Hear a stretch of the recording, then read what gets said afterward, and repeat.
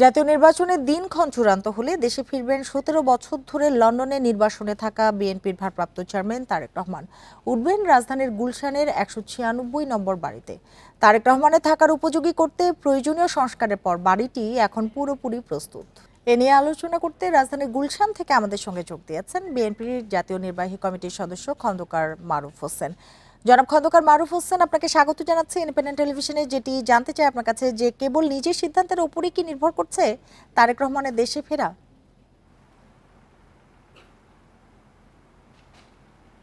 ধন্যবাদ। আপনার মাধ্যমে ইন্ডিপেন্ডেন্ট টেলিভিশনের সকল দর্শককে শুভেচ্ছা। আপনারা জানেন যে আমাদের দলের ভারপ্রাপ্ত চেয়ারম্যান জনাব তারেক রহমান সাহেব দীর্ঘ ১৭ বছর যাবৎ তিনি বিদেশে রয়েছেন, প্রবাসে রয়েছেন। গত ১৭ বছর যাবৎ সেই ১/১১ সরকারের পর থেকে বিগত ফ্যাসিস্ট সরকার আমাদের দলের ভারপ্রাপ্ত চেয়ারম্যান জনাব তারেক রহমানের বিরুদ্ধে মিথ্যা বানোয়াট মামলা দিয়েছিল। যেই মামলাগুলো দিয়ে তার বিরুদ্ধে গ্রেপ্তারি পরোয়ানা, তার বিরুদ্ধে ফরমায়েশি রায় দিয়ে তাকে জেল দিয়েছিল। অথচ পরবর্তীতে আপনারা দেখেছেন যে আপিল বিভাগ, হাইকোর্ট বিভাগে প্রমাণ হয়েছে যে তিনি কোনো অন্যায় করেননি, সকল মামলাগুলো মিথ্যা ও বানোয়াট ছিল। আজকে আপনারা জানেন যে সারা বাংলাদেশের মানুষ অপেক্ষা করছে যে আমাদের দলের ভারপ্রাপ্ত চেয়ারম্যান জনাব তারেক রহমান কবে আসবেন। গত ১৩ জুন মাননীয় প্রধান উপদেষ্টার সাথে লন্ডনে আমাদের দলের ভারপ্রাপ্ত চেয়ারম্যান জনাব তারেক রহমানের সাথে যে মিটিং হয়েছে, সেই মিটিংয়ের মাধ্যমে সারা বাংলাদেশের মানুষ আজকে আনন্দিত। এবং এই যে একটা অরাজকতা পরিস্থিতি ছিল, মানুষের জনাব মারুফ হোসেন, আমি যেটি জানতে চেয়েছিলাম যে কেবল নিজের সিদ্ধান্তের উপরই নির্ভর করছে কিনা তারেক রহমানের দেশে ফেরা। এখন আমরা মনে করি যে সারা বাংলাদেশের মানুষ, বিএনপির নেতাকর্মীরা অপেক্ষা করছে তার জন্য। এতদিন অনেকগুলো মামলা ছিল, এখন আপনারা জানেন সকল মামলা থেকে উনি মুক্ত। উনি প্রস্তুতি নিচ্ছেন। আমাদের দলের স্থায়ী কমিটির সদস্য আমির খসরু মাহমুদ চৌধুরী সাহেব, ডক্টর খন্দকার মোশাররফ হোসেন সাহেব এবং সালাউদ্দিন আহমেদ সাহেব তারা বলেছেন যে তিনি প্রস্তুতি নিচ্ছেন। আমাদের বিশ্বাস যে খুব দ্রুততার সাথে স্বল্প সময়ের মধ্যে নির্বাচনের তারিখ নাকি তফসিল ঘোষণা, কোন সময় তারেক রহমান আসবেন বলে ধারণা করছেন, এ নিয়ে নির্দিষ্ট কোনো পরিকল্পনা রয়েছে কিনা? আমরা মনে করি যে একটি নির্বাচনী পরিবেশ সৃষ্টি হলে, যেটা অন্তর্বর্তীকালীন সরকারের প্রধান উপদেষ্টা সাহেব বলেছেন যে রমজানের আগেই অর্থাৎ ফেব্রুয়ারির প্রথম দিকে নির্বাচনের ঘোষণা হবে।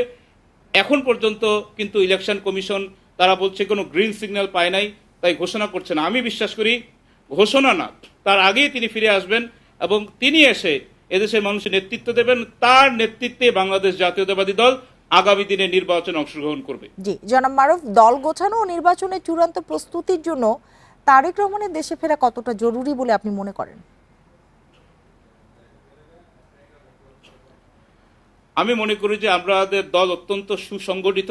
আমরাই একমাত্র দল যে দলের ওয়ার্ড, ইউনিয়ন, জেলা, উপজেলা সর্বক্ষেত্রে কাউন্সিলের মাধ্যমে আমাদের কমিটিগুলো রয়েছে।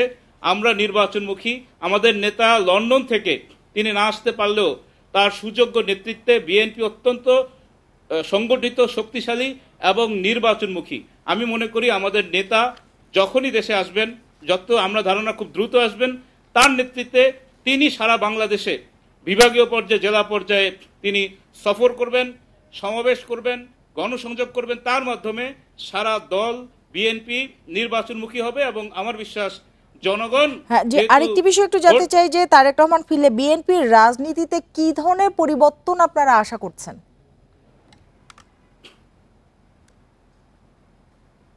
আমাদের দলের ভারপ্রাপ্ত চেয়ারম্যান জনাব তারেক রহমান, যিনি ইতিমধ্যে আপনারা জানেন যে 2023 সালে 31 দফা রাষ্ট্র মেরামতের যে তিনি কর্মসূচি দিয়েছেন, যেটা আমি মনে করি এই যুগের জন্য ম্যাগনা কার্টা।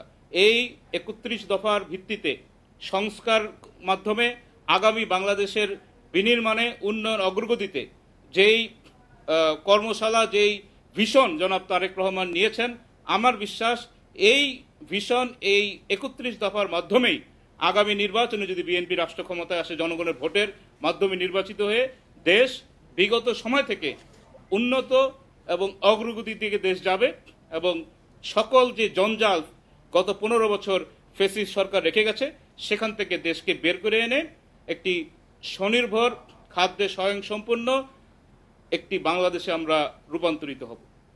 ঠিক, জনাব খন্দকার মারুফ হোসেন, আপনাকে অনেক ধন্যবাদ আমাদের সাথে যোগ দেওয়ার জন্য, আমাদের সময় দেওয়ার জন্য।